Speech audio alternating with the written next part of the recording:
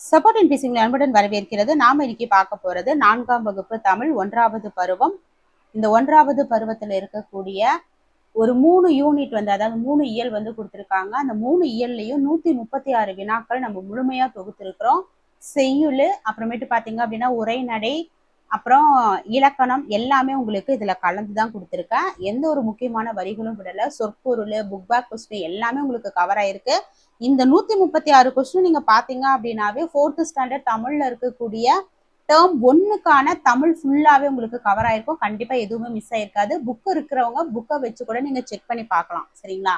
நம்ம ஃபர்ஸ்ட் ஸ்டாண்டர்ட்ல இருந்து 8th ஸ்டாண்டர்ட் வரைக்கும் இருக்கக்கூடிய தமிழ், சயின்ஸ், சோசியல், சைக்காலஜி மட்டும் பாத்தீங்க அப்படின்னா நம்ம டெட்டுக்கு ப்ரிப்பரேஷன் பண்ணி line by line question, lesson by லெசனா எடுத்து கொடுத்துட்டு இருக்கோம். அது வேணும் அப்படின்னா ஸ்கிரீன்ல தெரியக்கூடிய நம்பருக்கு கால் பண்ணுங்க. இதை எப்படி வாங்கிக்கலாம் அப்படிங்கிற டீட்டெயில் உங்களுக்கு சொல்லுவாங்க. இப்ப நம்ம இந்த ஒரு லெசன்ல இருக்கக்கூடிய, அதாவது இந்த ஒரு டேர்ம்ல இருக்கக்கூடிய 136 வினாக்களையும் நம்ம ஃபுல்லா பார்க்கலாம். தயவு செஞ்சு வீடியோவை ஸ்கிப் பண்ணாதீங்க, ஃபுல்லாவே வீடியோ பாருங்க. இல்ல ஒரு சில கொஸ்டின் உங்களுக்கு திரும்ப வந்த மாதிரி தோணும். ஆனா அது புக் பேக்ல இருக்கும். நம்ம லெசன் படிக்கும் போதும் படிச்சிருப்போம், புக் பேக்ல வந்தது நம்ம கொடுத்திருப்போம். கடைசியில பொருள் குறுக தொகுத்து கொடுத்திருக்காங்க, அதையும் நம்ம கொடுத்திருப்போம். ஏன்னா எதுவும் மிஸ் ஆயிடக்கூடாது அப்படிங்கிறதுக்காக தான். இப்ப நம்ம ஃபர்ஸ்ட் கொஸ்டின் போலாம். ஃபர்ஸ்ட் கொஸ்டின், அன்னை தமிழே என்ற பாடலை இயற்றிய கவிஞர் யார்? அன்னை தமிழே என்ற பாடலை இயற்றிய கவிஞர் காமராசன். காமராசன் புது கவிதை இயக்கத்தில் மிக முக்கியமான ஒரு கவிஞர் ஆவார். என் ஆவி கலந்தவளே, இதில் ஆவி என்ற சொல்லின் பொருள் யாது? என் ஆவி கலந்தவளே, இதில் ஆவி என்ற சொல்லின் பொருள் உயிர். தமிழ் மொழி தன்னுடைய உயிரில் கலந்துள்ளதாக கவிஞர் உருவகப்படுத்துகிறார். தமிழ் மொழி தன்னுடைய உயிரில் கலந்துள்ளதாக கவிஞர் உருவகப்படுத்துகிறார். என்னை வளர்ப்பவளே, என்னில் வளர்பவளே, இப்பாடல் வரிகளில் பயின்று வந்துள்ள நயம் என்ன? என்னை வளர்ப்பவளே, என்னில் வளர்பவளே, இப்பாடல் வரிகளில் பயின்று வந்துள்ள நயம் இவை அனைத்தும். அதாவது மோனை முதல் எழுத்து ஒன்றி வருவது மோனைன்னு சொல்லுவோம். எதுகைனா இரண்டாவது எழுத்து ஒன்றி வருவது, இறுதி எழுத்து ஒன்றி வருவது இயைபு. அப்போ ஏ என்ற முதல் எழுத்து மோனையாகவும், இன்னு என்ற இரண்டாம் எழுத்து பாத்தீங்க அப்படின்னா எதுகையாகவும், வளர்பவளே என முடிவது பாத்தீங்க அப்படின்னா இயைபாகவும். இயைபுன்னு என்ன சொன்ன? இறுதி எழுத்து. வளர்பவளே வளர்பவளே, எண்ணில் இன் வருதுங்களா, அது இரண்டாவது எழுத்து ஒன்றி வருவது. ஏ அப்படிங்கிறது முதல் எழுத்து ஒன்றி வருவது. அப்போ மேற்கூறிய அனைத்துமே. சொல்லில் விளையாட சொல்லி தந்தவளே என்று கவிஞர் யாரை போற்றுகிறார்? சொல்லில் விளையாட சொல்லி தந்தவளே என்று கவிஞர் தமிழ் அன்னையை போற்றுகிறார். சொற்களை கொண்டு கவிதை புனையும் ஆற்றலை தமிழே தனக்கு கொடுத்ததாக கவிஞர் கூறுகிறார். காமராசன் என்பதில் என்பது எதனை குறிக்கிறது? நாச்சியார்புரம். பாடலாசிரியர் காமராசன் தேனி மாவட்டம் நாச்சியார்புரத்தை சேர்ந்தவர் என்பதால் என்ற எழுத்தை முன்னொட்டாக கொண்டுள்ளார். அப்ப காமராசன் என்பதுல அப்படிங்கிறது நாச்சியார்புரம். அது எங்க இருக்கு? தேனி மாவட்டத்துல இருக்கு. கவிஞர் எதற்காக உலகில் பிறந்துள்ளதாக கூறுகிறார்? கவிஞர் எதற்காக உலகில் பிறந்துள்ளதாக கூறுகிறார்? தமிழை புகழ்வதற்கு. தமிழை புகழ்வதற்கு. தமிழை புகழ்வதற்காகவே தான் இவ்வுலகில் பிறந்துள்ளதாக கவிஞர் தன்னுடைய பற்றை வெளிப்படுத்துகிறார். சொல்லில் உனது புகழ் சொல்ல முடியலையே, சொல்லில் உனது புகழ் சொல்ல முடியலையே என வருந்துபவர் யார்? காமராசன். தமிழின் பெருமை சொல்லுக்கும் அப்பாற்பட்டது என்பதை இப்பாடல் வரி உணர்த்துகிறது. அடுத்து, என்னுள் வளர்பவளே, கவிஞருக்குள் வளர்பவள் யார்? தமிழ். தமிழ் தன்னை வளர்ப்பதோடு மட்டுமல்லாமல் தனக்குள்ளும் அது வளர்வதாக கவிஞர் கூறுகிறார். இப்பாடலில் கவிஞர் தமிழை புகழ்வதற்கு எதனை பயன்படுத்துகிறார்? சொல். தமிழ் தந்த சொல்லினாலேயே தமிழின் புகழை சொல்ல முயல்கிறார் கவிஞர். பிரித்தெழுது. பிறப்பெடுத்தேன். பிறப்பு கூட்டல் எடுத்தேன். என்னை வளர்ப்பவளே, இதில் கவிஞரை வளர்ப்பது எது? என்னை வளர்ப்பவளே அப்படின்னு சொல்லி கவிஞர் எதை சொல்லியிருக்காரு? தமிழ. ஒரு குழந்தை தாயால் வளர்வது போல கவிஞரின் ஆளுமை தமிழால் வளர்வதாக குறிப்பிடுகிறார். அன்னை தமிழே பாடலில் முதல் வரி எது? அன்னை தமிழே என் ஆவி கலந்தவளே. இப்பாடல் வரிகள் முழுவதும் தமிழின் தீவிரமான பற்றையும் நன்றியையும் வெளிப்படுத்துகின்றன. அன்னை தமிழே பாடலில் கவிஞருடன் சேர்ந்து வளருவது தமிழ். தமிழ் தன்னை வளர்ப்பதோடு மட்டுமல்லாமல் கவிஞரோடு உடன் பிறந்த ஒன்றாக சேர்ந்து வளர்வதாக பாடலின் பொருள் பகுதியில் விளக்கப்பட்டிருக்கு. கவிஞர் எதன் உதவியால் விளையாடுவதாக இப்பாடலில் குறிப்பிடுகிறார்? சொற்களோடு. சொல்லால் விளையாட சொல்லி தந்தவளே என்ற வரி மூலம் மொழியின் சொல்லாற்றலை தமிழ் கற்பித்ததாக கூறுகிறார். அதே சொல்லினால் உனது புகழை என்னால் கூற முடியவில்லையே. இதில் அதே சொல் என்பது எதை குறிக்கிறது? தமிழ் கொடுத்த சொல். தமிழ் தனக்கு கற்றுக் கொடுத்த சொற்களை கொண்டே தமிழின் புகழை முழுமையாக சொல்ல முடியவில்லை என அதன் பெருமையை குறிப்பிடுகிறார். அன்னை தமிழே பாடலில் பயின்று வரும் அன்னை என்ற சொல்லின் இலக்கண குறிப்பு. பெயர் சொல். ஒரு உறவு பெயரை குறிப்பதால் இது பெயர் சொல் ஆகும். இது தமிழுக்கு உருவகமாக பயன்படுத்தப்பட்டுள்ளது. அன்னை தமிழே பாடலில் ஆவி என்ற சொல்லின் பொருள் உயிர். இப்பாடலில் கவிஞர் தம் உயிரையே தமிழுக்கு உருவகமாக தந்துள்ளார். உன்னை புகழ்வதற்கே உலகில் பிறப்பெடுத்தேன். இத்தொடலில் உலகில் என்பதன் எதிர்ச்சொல் விண்ணில். உலகம் அப்படின்னா நிலம் என்பதற்கும் எதிர்ச்சொல்லா வானம் நிலம் அப்படிங்கிற மாதிரி விண் சொல்லியிருக்காங்க. சொல்லில் அன்று. சொல்லில் கூட்டல் அன்று.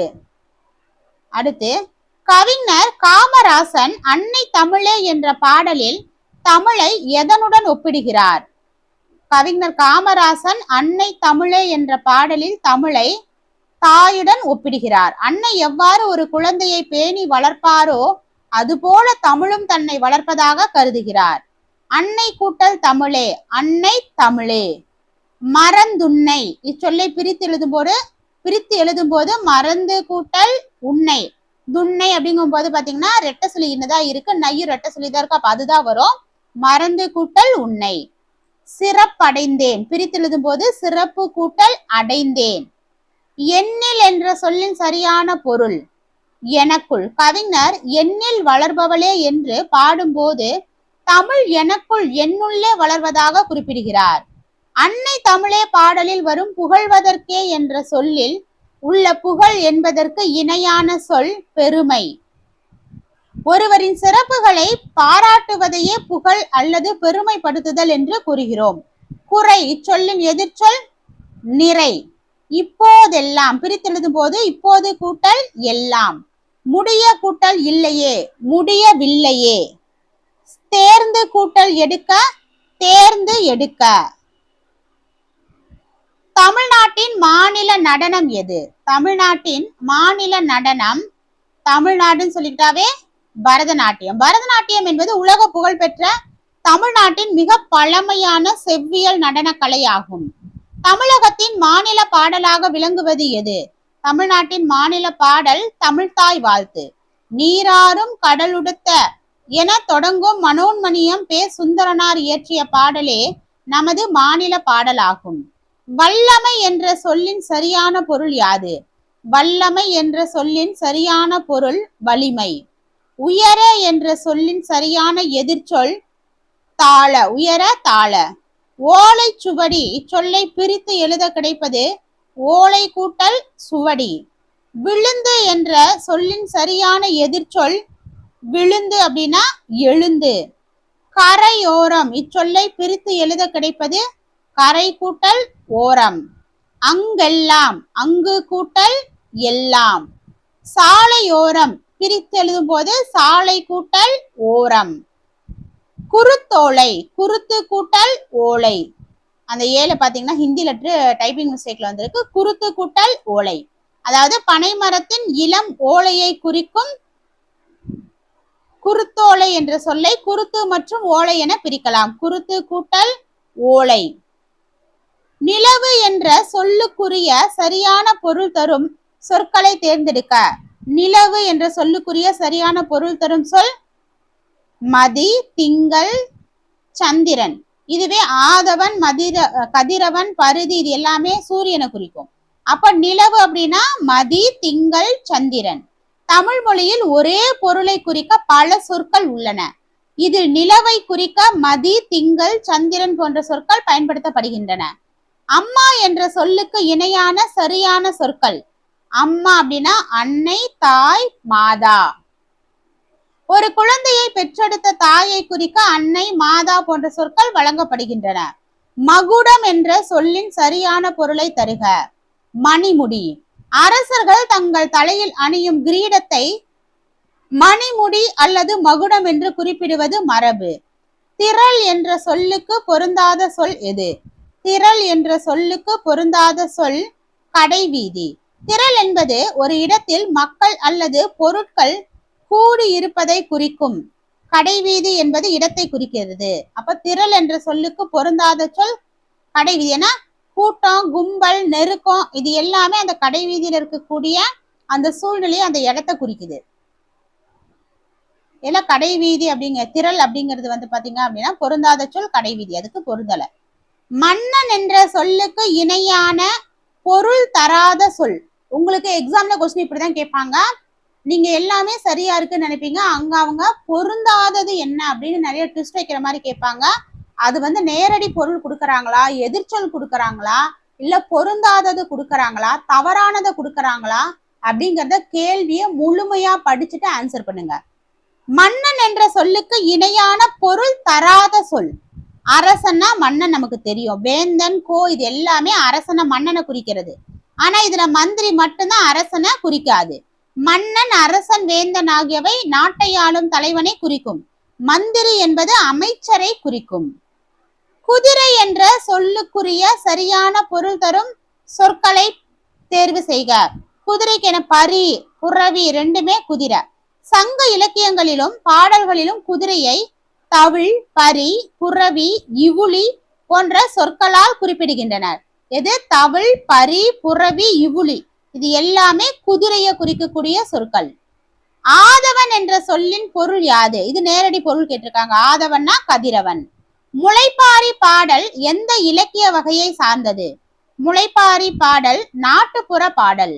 நாட்டுப்புறங்களில் உழைக்கும் மக்கள் தங்கள் களைப்பு தெரியாமல் இருக்கவும் வழிபாட்டுக்காகவும் பாடும் பாடல்களே நாட்டுப்புற பாடல்கள் ஆகும். ஒசந்த செவ்வாய் கிழமையிலே இப்பாடல் வரியில் ஒசந்த என்பதன் பொருள் யாது? ஒசந்த செவ்வாய் கிழமையிலே. உயர்ந்த. நாட்டுப்புற பாடல்களில் உயர்ந்த என்ற சொல் பேச்சு வழக்கில் ஒசந்த என மருவி வழங்கப்படுகிறது. முளைப்பாரி பாடலில் முத்துக்களை ஊற வைக்க பயன்படுத்தப்பட்ட களம் எது? முளைப்பாரி பாடலில் முத்துக்களை ஊற வைக்க பயன்படுத்தப்பட்ட களம் வாளி. வாளியிலே ஊற வச்சு என்ற பாடல் வரியின் மூலம் தானிய முத்துக்களை ஊற வைக்க வாளி பயன்படுத்தப்பட்டது அறியப்படுகிறது. அடுத்து, முளைப்பாரிக்காக எடுக்கப்பட்ட ஓலை கொட்டான் என்பது எதனால் செய்யப்பட்ட கூடை? முளைப்பாரிக்காக எடுக்கப்பட்ட ஓலை கொட்டான் என்பது பனை ஓலையால் செய்யப்பட்ட கூடை. முளை போட்ட ஒன்னானா நாலு. இதில் ஒன்னானா நாலு என்பது எதனை குறிக்கிறது? ஒன்னானா நாலு அப்படின்னா அது வந்து முதல் நாள். முளைப்பாரி வளர்க்க தொடங்கிய முதல் நாளை நாட்டுப்புற வழக்கில் ஒன்னானா நாள் என குறிப்பிட்டுள்ளனர். தையலரே இச்சொல்லின் பொருள் பெண்கள். தையலரே அப்படின்னா பெண்கள். தையலரே ஒரு குளவை என்ற பாடல் வரி பெண்களை குளவையிட்டு முளைப்பாரி போட அழைக்கின்றது. இதுல இந்த பாடல்ல தையலரே அப்படிங்கிறதுக்கான பொருள் பெண்கள். நல்லா ஞாபகம் வச்சுக்கோங்க, தையலரேனா பெண்கள். தையலரே ஒரு குளவை. இதில் குளவை என்பது மங்கள ஒளி எழுப்புதல். மங்கள ஒளி எழுப்புதல். பெண்கள் விசேஷங்களின் போது நாவினால் எழுப்பும் மங்கள ஒளியே குளவை எனப்படும். பெண்கள் விசேஷங்களின் போது நாவினால் எழுப்பும் மங்கள ஒளியே குளவை எனப்படும். முளைப்பாரி பாடலில் சிறு பயிறு என்று குறிப்பிடப்படும் நவதானியம் எது? முளைப்பாரி பாடலில் சிறு பயிறு என்று குறிப்பிடப்படும் நவதானியம் பாசிப்பயிறு. பாடலில் கருங்குளையும் சிறுபயிறு, கடுங்குளையும் சிறுபயிறு என பாசிப்பயிறு அல்லது பச்சை பயிறு வகை குறிப்பிடப்பட்டுள்ளது. கம்மந்தட்டை இரண்டெடுத்து கணுக்கணுவா முறிச்சு வச்சு. இதில் கம்மந்தட்டை என்பது கம்பு தட்டை. கம்பு தட்டையை கணுக்கணுவாக முறித்து முளைப்பாரி வளர்க்க ஆதாரமாக பயன்படுத்தியதை இது உணர்த்துகிறது. சோளத்தட்டை இரண்டெடுத்து சுளை சுளையா முறிச்சு வச்சு இதில் சுளை சுளையாக என்ற சொல் எதனை குறிக்க பாடப்பட்டுள்ளது? சுளை போன்ற துண்டுகள். சோளத்தட்டை சிறு சிறு துண்டுகளாக முறித்து முளைப்பாரி வளர்க்க பயன்படுத்தியதை குறிக்கிறது. சோளத்தட்டையை சிறு சிறு துண்டுகளாக முறித்து முளைப்பாரி வளர்க்க பயன்படுத்தியதை குறிக்கிறது. முளைப்பாரி வளர்ப்பதற்காக எருவாக பயன்படுத்தப்பட்டவை எவை? மாட்டு எரு, ஆட்டு எரு. மாட்டெரு அள்ளி வந்து ஆட்டெரு அள்ளி வந்து என பாடலில் இயற்கை உரங்கள் குறித்து கூறப்பட்டுள்ளது. மாட்டான் தொழு இச்சொல்லின் பொருள் யாது? மாட்டான் தொழு இச்சொல்லின் பொருள் மாடு கட்டும் இடம். மாட்டான் தொழு என்பது மாடுகளை அடைத்து வைக்கும் மாட்டு தொழுவத்தை குறிக்கும். முளைப்பாரி பாடலின் முடிவில் உள்ள நவ தானியங்களின் எண்ணிக்கை எத்தனை? முளைப்பாரி பாடலின் முடிவில் உள்ள நவ தானியங்களின் எண்ணிக்கை 9. நெல், கோதுமை, பாசிப்பயறு, துவரை, மொச்சை, எள், கொள்ளு, உளுந்து, கொண்டை கடலை ஆகிய 9ம் நவ தானியங்கள் எனப்படும். நவ தானியங்களுள் அடங்காத தானியம் எது? சோளம். வழங்கப்பட்டுள்ள நவதானிய பட்டியலில் சோளம் இடம்பெறவில்லை. இது ஒரு சிறுதானிய வகை. நவதானியங்களில் எண்ணெய் வித்து வகையை சார்ந்த தானியம் எள். எள் என்பது எண்ணெய் எடுக்க பயன்படும் முக்கிய நவதானியம் ஆகும். நவதானிய பட்டியலில் உள்ள கொண்டை கடலை என்பது கீழ்கண்டவற்றுள் எதை குறிக்கும்? கொண்டை கடலை பாத்தீங்க அப்படின்னா கடலை வகையை குறிக்கும். முளையிட்ட நவதானியங்கள் நிறைந்த சிறு மண்பாண்டம் இக்கூற்று எதனை குறிக்கிறது? முளைப்பாரி. வழிபாட்டு சடங்குகளில் நவதானியங்களை முளைக்க வைத்து வளர்க்கும் பாண்டமே முளைப்பாரி ஆகும். தையலர் என்ற சொல்லின் சரியான பொருள் யாது? தையலர் என்ற சொல்லின் சரியான பொருள் முன்னாடி நம்ம பார்த்தோம், பெண்கள். பழந்தமிழ் இலக்கியங்களிலும் நாட்டுப்புற பாடல்களிலும் பெண்களை குறிக்க தையலர் என்ற சொல் பயன்படுத்தப்படுகிறது. இது ட்விஸ்ட் வைக்கிற மாதிரி கேட்கலாம். எப்படி கொஸ்டின் கேட்கலாம்னா, பழந்தமிழ் இலக்கியங்களிலும் நாட்டுப்புற பாடல்களிலும் பெண்களை குறிக்க பயன்படுத்திய சொற்கள் என்ன அப்படின்னு கொடுத்து இந்த தையலர் அப்படிங்கிற வார்த்தையை வந்து உங்களுக்கு ஆப்ஷன்ல கொடுத்து பெண்களை குறிக்கும் சொல் என்ன அப்படின்னு சொல்லி கேட்கலாம். அப்ப தையலர் அப்படிங்கறது பெண்களை குறிக்குது, ஞாபகம் வச்சுக்கோங்க. ஓலையால் முடையப்பட்ட சிறு கூடையினை எவ்வாறு அழைப்பார்? ஓலையால் முடையப்பட்ட சிறு கூடையினை ஓலை கொட்டான் என்று அழைப்பர். பனை ஓலைகளை கொண்டு சிறு சிறு பெட்டிகளாகவோ அல்லது கூடைகளாகவோ முடையப்படுபவை ஓலை கொட்டான்கள் ஆகும். பனை ஓலைகளை கொண்டு சிறு சிறு பெட்டிகளாகவோ அல்லது கூடைகளாகவோ முடையப்படுபவை ஓலை கொட்டான்கள். மாட்டான் தொழு என்பதன் சரியான விளக்கம் எது? மாட்டான் தொழு என்பதன் சரியான விளக்கம் மாடு கட்டும் இடம். கால்நடைகளை தற்காப்பாக அடைத்து வைக்கும் அல்லது கட்டி வைக்கும் இடத்தை தொழு அல்லது தொழுவம் என்பர். மாட்டான் தொழு என்பதன் பொருள் மாடு கட்டும் இடம். அடுத்து, ஆடுகள் கட்டி வைக்கப்படும் இடத்தின் பெயர் என்ன? ஆடுகள் கட்டி வைக்கப்படும் இடத்தின் பெயர் ஆட்டாந்தொழு. ஆடுகளை அடைத்து வைக்கும் இடத்தை ஆட்டாந்தொழு எனப்படுகிறது. 2 எடுத்து பிரித்து எழுதும் போது 2 கூட்டல் எடுத்து. பொங்கலிட்டு, பொங்கல் கூட்டல் இட்டு. ஆடு கூட்டல் எரு, இது எப்படி சேர்த்து எழுதுவோம்? ஆட்டெரு.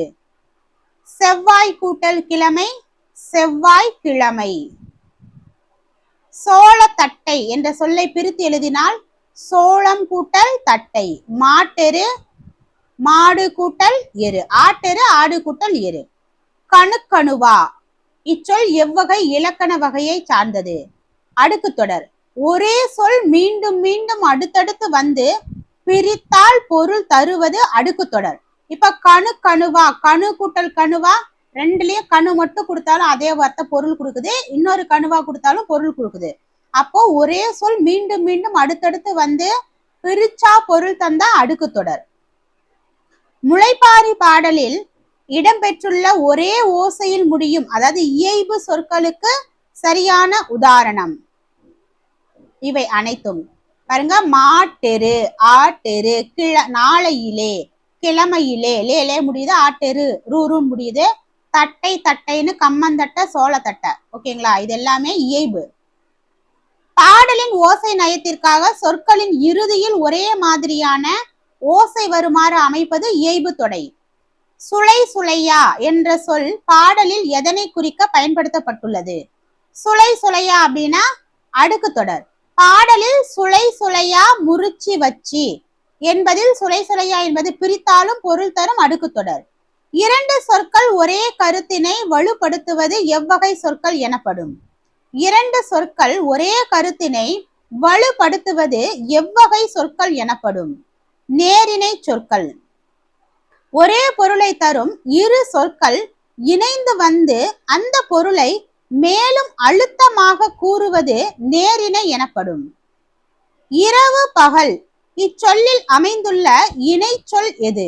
இரவு பகல். இது என்ன சொல்லுவோம்? இரவும் பகலும். அதாவது இரவு வேற பகல் வேற, ஆப்போசிட்டா இருக்கு. அப்ப இது எதிரிணை. இரவு என்பதற்கு எதிரான சொல் பகல் என்பதால் இவை ஒன்றை ஒன்று முரண்படுத்துது. அதனால இதை எதிரிணை அப்படின்னு சொல்லி சொல்றோம். சீரும் சிறப்பும். சீரும் சிறப்பும் ரெண்டுமே பாத்தீங்கன்னா சீரு சிறப்பு ரெண்டுமே மேன்மையை குறிக்குது. இது ஒரே கருத்துடைய சொற்கள் அப்படிங்கறதுனால இது நேரிணை. இரண்டு சொற்கள் எதிரெதிர் கருத்தினை வலுப்படுத்துவது எதிரிணை. ஒன்றுக்கொன்று எதிரான பொருள் தருவது. ஓகேங்களா, அந்த எதிரெதிர் பொருள் தரக்கூடிய சொற்கள் இணைந்து வந்து ஒரு கருத்தை வலுப்படுத்தும் போது எதிரிணை. மேடு பள்ளம். மேடு வேற பள்ளம் வேற. அப்போ இது வந்து என்னன்னு சொல்லுவோம்? இந்த சொற்கள்ல இணையான இலக்கண வகை கொண்ட சொல்லியது மேடு பள்ளம். இந்த மேடு பள்ளத்துக்கு இணையான இலக்கண வகை சொற்கள் பாத்தீங்கன்னா, இப்ப மேடு பள்ளம் என்பது போலவே உயர்வு தாழ்வு. சீரும் சிறப்பும் ரெண்டு ஈக்குவல் தான், ரெண்டு மேன்மையை சொல்லுது. ஈடும் எடுப்பும் உயர்வு தாழ்வு. இல்ல ஓங்கி உயர்ந்த, ஓங்கிறது உயர்ந்தது ரெண்டுமே ஒரே பொருளை கொடுக்குது. ஈடு எடுப்புங்கிறதும் ஒரே பொருளை கொடுக்குது. ஆனா ஓங்கி உயர்ந்த, சரி, மேடு பள்ளம், மேடுக்கு ஆப்போசிட் பள்ளம், அதே மாதிரி உயர்வுக்கு ஆப்போசிட் தாழ்வு. அப்ப இது வந்து பாத்தீங்க அப்படின்னா உயர்வு தாழ்வு அப்படின்னு சொல்லி நமக்கு எதிரெதிர் பொருளை கொடுக்குது. பேரும் புகழும் இது பாத்தீங்கன்னா நேரிணை தான் வரும். ஏன்னா பேரும் புகழும் ஆகிய இரண்டு சொற்களுமே பெருமை என்ற பொருள்பட வருவது. ஓங்கி உயர்ந்த இந்த சொற்கள் பாத்தீங்க அப்படின்னா ஒரே கருத்து. ஓங்கி, ஓங்கினாலும் ஹைட்டை தான் குறிக்குது, உயர்ந்தனாலும் ஹைட்டு தான் குறிக்குது. இரண்டு சொற்களுமே பொருளின் உயர்நிலையை உறுதிப்படுத்துது. உயர்வு தாழ்வு இது பாத்தீங்கன்னா எதிரிணை, முரண்பட்ட கருத்துக்களா கொண்டிருக்கு. கீழ்கண்டவற்றுள் எது வர்ணனை சொல்? பச்சை பசேல் என. பச்சை பசேல் கலரை பத்தி சொல்லியிருக்கு. ஒரு பொருளின் நிறம் அல்லது தன்மையை இன்னும் அழகாக விவரித்து கூறுவது வர்ணனை சொல். உடுத்திய என்ற சொல்லின் சரியான பொருள் அணிந்த. உடைகளை உடுத்துவதை அல்லது அணிந்து கொள்வதை குறிக்க உடுத்திய என்ற சொல் பயன்படுத்தப்படுகிறது. தொலைவில் என்ற சொல்லின் சரியான எதிர்ச்சொல். தொலைவில் அப்படின்னா அருகில். அதிக தூரத்தை குறிக்கும் தொலைவில் என்ற சொல்லுக்கு சரியான எதிர்ச்சொல் பக்கத்தை குறிக்கும் அருகில் என்பதாகும். பனி துளி பிரித்து எழுதும் போது பனி கூட்டல் துளி. உயர்ந்து கூட்டல் ஓங்கிய உயர்ந்தோங்கிய. வர்ணனை தொடர்களை அவற்றுக்கு பொருத்தமான சொற்களோடு பொருத்துக. சிலு சிலு. சிலு சிலுனா என்னது? காற்று சிலு சிலுன்னு அடிக்குது. உயர்ந்தோங்கிய மலைகள். வெள்ளை வெள்ளன, வெள்ளை வெளியேறன, வெள்ளை வெளியேறன பாத்தீங்க அப்படின்னா கொக்குகள். பச்சை பசேலென, பச்சை பசேல் வயல்கள். முத்து போன்ற பனித்துளி. கொடுக்கப்பட்டுள்ள இணைச்சொற்களை அதன் வகையோடு சரியாக. சீரும் சிறப்பும். சீரும் சிறப்புக்கு நம்ம என்ன சொன்னோம்? இல்ல எல்லாமே நேரினே சரியா இதா இருக்கு, சரி பாத்துக்கோங்க. அதாவது நமக்கு நார்மலாவே நமக்கு தெரியும் சீரும் சிறப்பும் அப்படிங்கிறது வந்து உயரா நேரினை தான் சொல்லுது. மேடு பள்ளம் பாத்தீங்க அப்படின்னா நமக்கு எதிரிணை. ஓங்கி உயர்ந்த இதுவும் பாத்தீங்கன்னா நேரிணை தான். இரவு பகல் எதிரிணை. சரிங்களா? கல்லணை எந்த மாவட்டத்தில் அமைந்துள்ளது? கல்லணை பாத்தீங்க அப்படின்னா தஞ்சாவூர் மாவட்டம். காவிரி ஆறு கொள்ளிடம், காவிரி, வெண்ணாறு, புது ஆறு என 4 கிளைகளாக பிரியும் இடத்திற்கு அருகிலேயே இந்த அணை கட்டப்பட்டுள்ளது. எது? கல்லணை. கல்லணையை கட்டிய மன்னர் கரிகாலன்.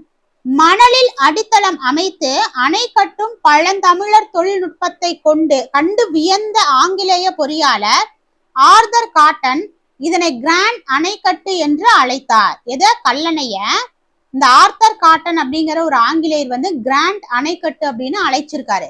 அப்ப கிராண்ட் அணைக்கட்டு என்று அழைக்கப்படக்கூடிய கல்லணை எதுன்னு கேட்கலாம். அதாவது அணை எதுன்னு கேட்கலாம், கல்லணை. கரிகாலனுடைய இயற்பெயர் யாது? வளவன். கரிகாலனுடைய இயற்பெயர் வளவன். வளவன் என்ற சொல்லுக்கு செல்வம் உடையவன் அல்லது வளமான நாட்டை ஆள்பவன் என்று பொருள் உண்டு. கரிகாலன் என்ற பெயருக்குரிய பொருள் யாது? இதுவே கரிகாலன் என்ற பெயருக்குரிய பொருள் கருகிய காலை உடையவன். எதிரிகளால் சிறைப்பிடிக்கப்பட்ட போது அவர் தப்பிக்க முயன்ற அறையில் வைக்கப்பட்ட தீயினால் கால் பாதிப்புக்கு உள்ளானது என சங்க இலக்கியங்கள் குறிப்பிடுகின்றன. அதனாலதான் கருகிய காலை உடையவன் கரிகாலன். அதனாலதான் கரிகால் அப்படிங்கறத அப்படி சேர்த்து சொல்லியிருக்காங்க. தற்போது பயன்பாட்டில் உள்ள உலகின் மிக பழமையான நீர்ப்பாசன திட்டம் எது? தற்போது பயன்பாட்டில் உள்ள உலகின் மிக பழமையான நீர்ப்பாசன திட்டம் கல்லணை. 2000 ஆண்டுகளுக்கு முன் கட்டப்பட்டாலும் இன்றும் அதன் பாசன வசதி குறையாமல் இருப்பது இதன் உலகளாவிய சிறப்பாகும். காவிரி ஆற்றில் அடிக்கடி வெள்ளம் வரும்போது நீர் எங்கு வீணாக சென்று கலந்தது? கடல். கடல்ல தான் கலக்கும். மழை காலங்களில் அதிகப்படியாக வரும் நீரை தேக்கி வைத்து கோடைக்கால பற்றாக்குறையை போக்கவே கரிகாலன் இந்த அணையை திட்டமிட்டார். கல்லணையை தடுத்து கட்டுவதற்கு கரிகாலன் கையாண்ட அடிப்படை பொருள் எது? கல்லணையை தடுத்து கட்டுவதற்கு கரிகாலன் கையாண்ட அடிப்படை பொருள் பெரிய பாறைகள். ஆற்றில் மணல் அரிப்பை தடுக்கவும் வேகமான நீரோட்டத்தை தாங்கவும் மிக பெரிய பாறைகளை ஒன்றன் மேல் ஒன்றாக அடுக்கி அணையை கட்டினர். கல்லணை கட்டுமானத்தில் பாறைகளை ஒன்றாக ஒட்டி கொள்ள பயன்படுத்தப்பட்ட பொருள் எது? கல்லணை கட்டுமானத்தில் பாறைகளை ஒன்றாக ஒட்டி கொள்ள, அதை ஒட்டுறதுக்கு ஒருவித ஒட்டும் களிமண் போன்ற பசையுள்ள மருந்து பயன்படுத்தப்பட்டது. தண்ணீரில் கரையாத மற்றும் காலங்களை கடந்தும் உறுதியாக நிற்கும் இந்த இயற்கை பசை தமிழர்களின் வேதியியல் அறிவுக்கு ஒரு சான்றாகும். கல்லணையின் கட்டுமான திறன் எதனை பறைசாற்றுவதாக அமைந்துள்ளது? கல்லணையின் கட்டுமான திறன் தமிழர்களின் கட்டுமான திறனை பறைசாற்றுவதாக விளங்குகிறது. சிமெண்ட் போன்ற நவீன பொருட்கள் இல்லாத காலத்தில் வெறும் பாறைகளையும் இயற்கை பசையையும் கொண்டு இவ்வளவு பெரிய அணையை தமிழர்கள் கட்டியுள்ளனர். கல்லணை மணலில் அடித்தளம் அமைக்கப்பட்ட விதம் எதனை உணர்த்துகிறது? கல்லணை மணலில் அடித்தளம் அமைக்கப்பட்ட விதம் மேம்பட்ட பொறியியல் நுணுக்கத்தை உணர்த்துகிறது. மணல் மீது பெரிய பாறைகளை வைத்து அந்த பாறைகள் மணலுக்குள் இறங்கும் போது அவற்றிற்கு இடையில் பசையை பூசி அணை கட்டப்பட்டது ஒரு வியத்தகு நுணுக்கமாகும். கல்வெட்டு செய்தியின்படி கல்லணை எந்த நூற்றாண்டில் கட்டப்பட்டது? கல்வெட்டு செய்தியின்படி கல்லணை கிபி 2ஆம் நூற்றாண்டில் கட்டப்பட்டது. சங்க காலத்திலேயே இவ்வளவு வலிமையான ஒரு அணை கட்டப்பட்டது தமிழர்களின் பழங்கால பொறியியல் அறிவுக்கு சான்றாக இன்றும் உலக அரங்கில் போற்றப்படுகிறது. காவிரி ஆறானது எத்தனை கிளைகளாக பிரிகிறது? காவிரி ஆறானது 4 கிளைகளாக பிரிகிறது. காவிரி ஆறு கொள்ளிடம், வெண்ணாறு, புது ஆறு மற்றும் காவிரி என 4 பிரிவுகளாக பிரிந்து டெல்டா மாவட்டங்களில் விவசாயத்திற்கு ஆதாரமாக விளங்குகிறது. காவிரி ஆறு பிரியும் இடத்தில் எந்த அணை கட்டப்பட்டுள்ளது? காவிரி ஆறு பிரியும் இடத்தில் கல்லணை கட்டப்பட்டுள்ளது. ஆறுகள் பிரியும் இடத்தில் அணையை அமைப்பதன் மூலம் நீரின் திசையையும் வேகத்தையும் கட்டுப்படுத்தி பாசனத்துக்கு தேவையான நீரை திறம்பட பங்கிட முடிகிறது. கல்லணையால் வளம் பெறும் மாவட்டங்களுள் ஒன்று எது? கல்லணையால் வளம் பெறும் மாவட்டங்களுள் ஒன்று திருச்சி. கல்லணையின் மூலம் திருச்சி மற்றும் தஞ்சாவூர் மாவட்டங்களில் உள்ள பல லட்சம் ஏக்கர் நிலங்கள் நேரடியாக பாசன வசதி பெற்று தமிழகத்தின் நெற்களஞ்சியமாக திகழ்கின்றன. உழவு பாசனத்துக்கான மிகப்பெரிய திட்டமாக எது கருதப்படுகிறது? உழவு பாசனத்துக்கான மிகப்பெரிய திட்டமாக கல்லணை திட்டம் கருதப்படுகிறது. பழங்காலத்தில் கட்டப்பட்டாலும் நவீன காலத்தின் மிகப்பெரிய பாசன திட்டங்களுக்கு நிகரான நுட்பங்களையும் பரப்பளவையும் கொண்டிருப்பதே இத்திட்டத்தின் தனிச்சிறப்பு. தமிழ்நாட்டின் முக்கிய அணைகளையும் அவை அமைந்துள்ள மாவட்டங்களையும் சரியாக பொருத்துக. கல்லணை, கல்லணை பாத்தீங்க அப்படின்னா தஞ்சாவூர். மேட்டூர் அணை சேலம். வைகை அணை தேனி. வைகை அணை தேனி. சாத்தனூர் அணை திருவண்ணாமலை. பவானிசாகர் அணை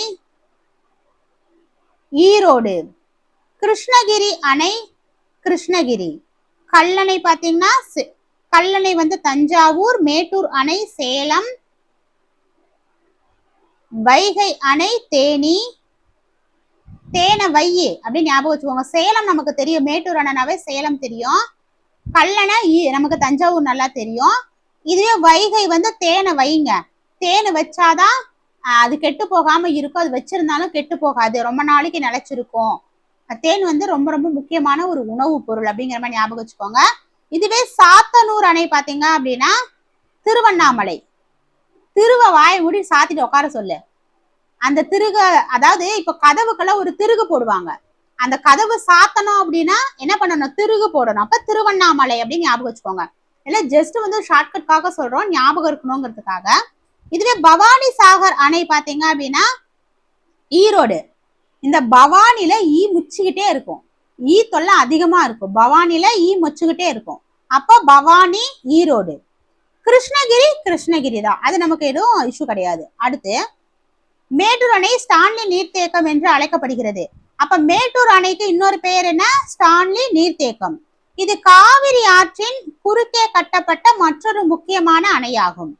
பெரும் வெள்ளம், இச்சொல்லை சரியாக பிரித்து எழுதும் போது பெருமை கூட்டல் வெள்ளம்.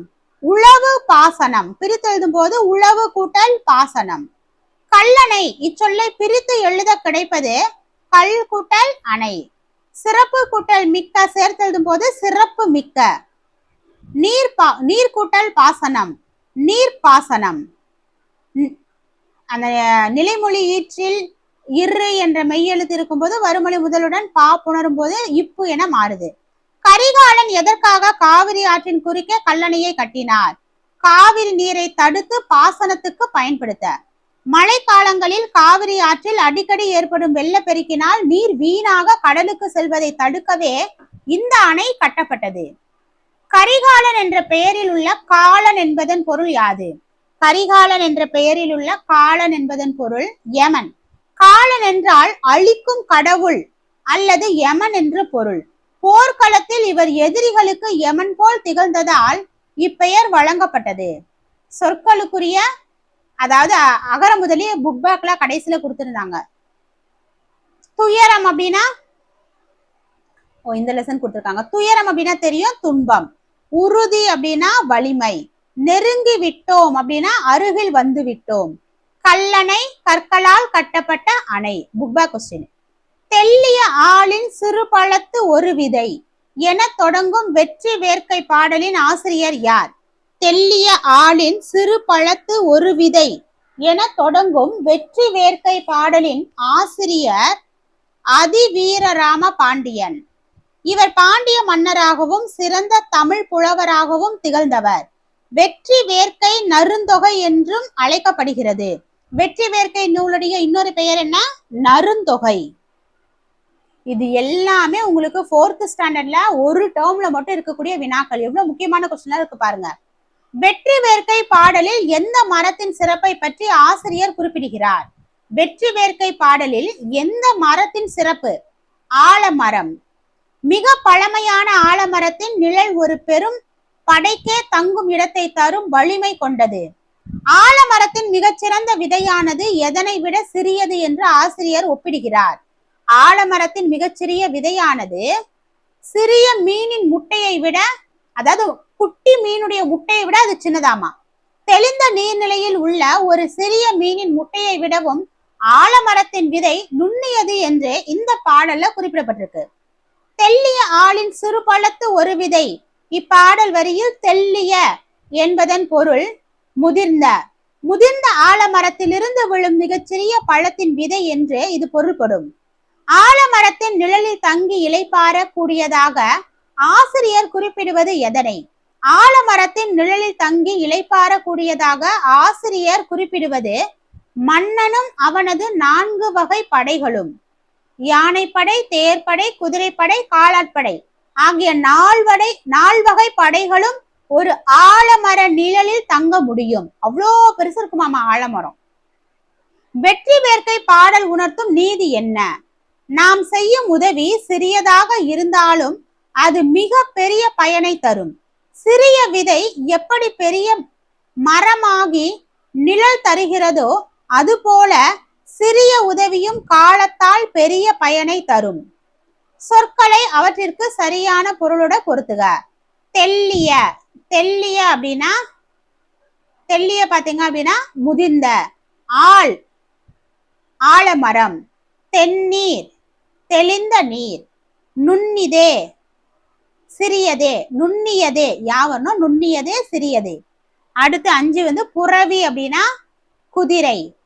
இந்த பாடலில் புறவி என்பது குதிரைப்படையையும் ஆள் என்பது அதன் நிழல் தரும் ஆற்றலையும் குறிக்கின்றன. தெள்ளிய ஆளின் சிறு பழத்து ஒரு விதை என்று தொடங்கும் பாடல் வரிகள் இடம்பெற்றுள்ள நூல் எது?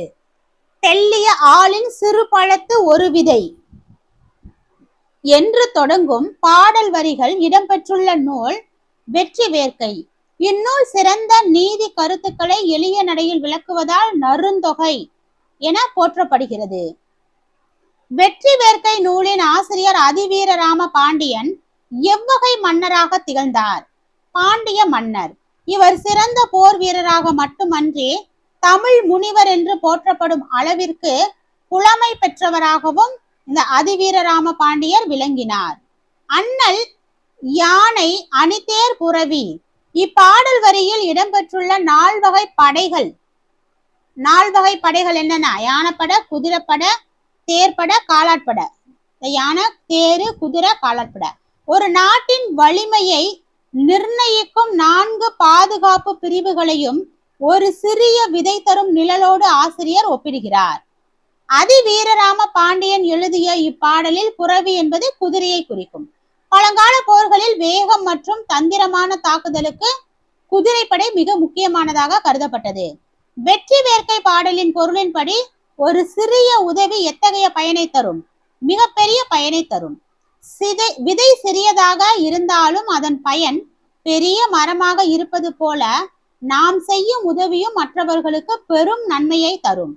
தென்னீர் கயத்து சிறுமீன் சினையினும் இத்தொடரில் சினை என்பதன் பொருள் முட்டை.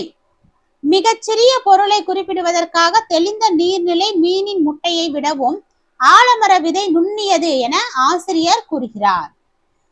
வெற்றி வேர்க்கை பாடலில் நிழலாகுமே என்ற சொல் எதனை குறிக்கிறது? மன்னனையும் அவனது படைகளையும். ஒரு சிறிய விதையிலிருந்து வளர்ந்த மாபெரும் ஆலமரம் ஒரு நாட்டின் முழு படையையும் அரவணைக்கும் நிழலாக மாறும் வலிமை கொண்டது. பெரும்படை. பெரும்படை எப்படி பிரிப்போம்? பெருமை கூட்டல் படை. நிழல் கூட்டல் ஆகும், நிழலாகும். சொற்களை அவற்றிற்குரிய சரியான பொருளோடு பொருத்துக. ஆட்டாந்தொழு. ஆட்டாந்தொழுனா ஆடு கட்டும் இடம். ஆள்னா தெரியும், ஆலமரம். ஆவி அப்படின்னா உயிர். இயற்பெயர் அப்படின்னா இயற்பெயர் எத்தனை? 4. பெற்றோர் வைத்த பெயர் இங்க இருக்கா? ஓகே. இயற்பெயர் பெற்றோர் வைத்த. ஆட்டாந்தொழு ஆடு கட்டும் இடம். ஆள்னா ஆலமரம். ஆவி உயிர். இயற்பெயர் பெற்றோர் வைத்த பெயர். உடுத்தியது அணிந்தது. அடுத்து உயர்ந்தோங்கிய. உயர்ந்தோங்கியனா மிகவும் உயரமான. எண்ணில்னா எனக்குள்.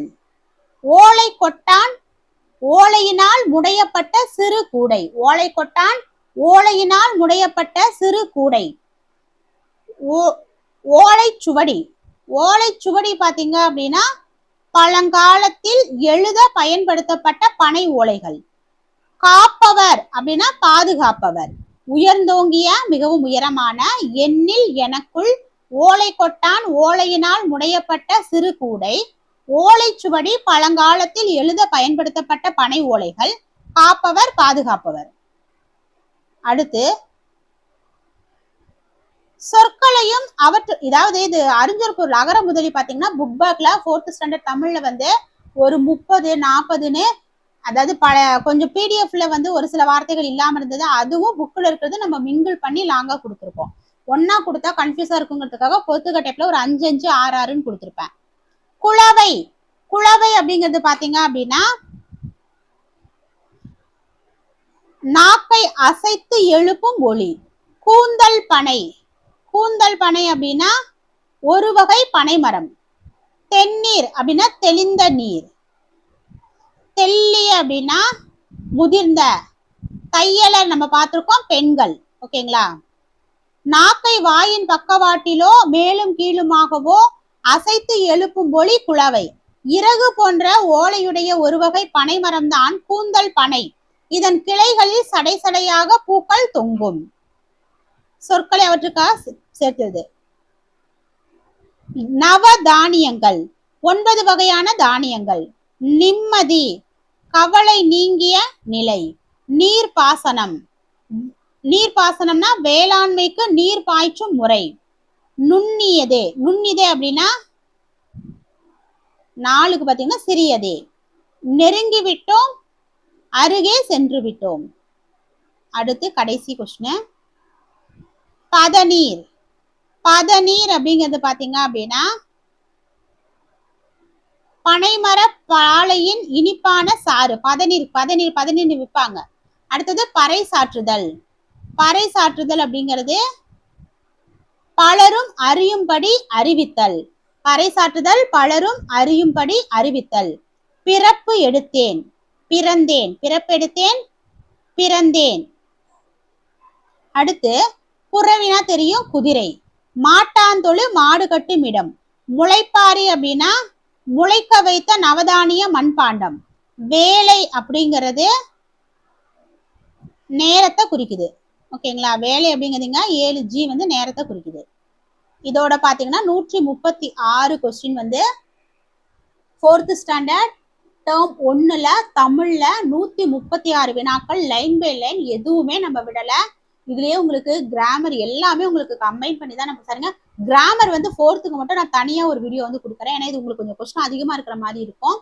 4th வந்து தமிழ் வந்து பாத்தீங்க அப்படின்னா ஒவ்வொரு டேர்மா கொடுத்துருப்பேன். இந்த 3 டேர்முக்கும் சேர்த்து இலக்கணம் வந்து நம்ம தனியா ஒரு லெசன் கொடுத்துருப்போம். அதுல இலக்கணம் ஒரு வார்த்தை கூட நான் விட்டுருக்க மாட்டேன். 4th ஸ்டாண்டர்ட்ல இருக்கிறது எல்லாமே உங்களுக்கு அதுல கவர் ஆயிருக்கும்.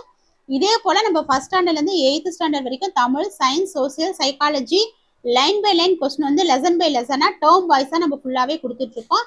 இது வேணும் அப்படின்னா ஸ்கிரீன்ல தெரியக்கூடிய இந்த நம்பருக்கு கால் பண்ணுங்க. இது எப்படி வாங்கிக்கலாங்கிற டீட்டெயில் வந்து உங்களுக்கு சொல்லுவாங்க. வேணுங்கிறவங்க வாங்கி பயன்படுத்திக்கோங்க. இந்த வீடியோ உங்களுக்கு எந்த அளவுக்கு பயனுள்ளதா இருக்கு அப்படிங்கிறத மறக்காம கமெண்ட் பண்ணுங்க. இதே போல அடுத்த கிளாஸ்ல பார்க்கலாம். தேங்க்யூ.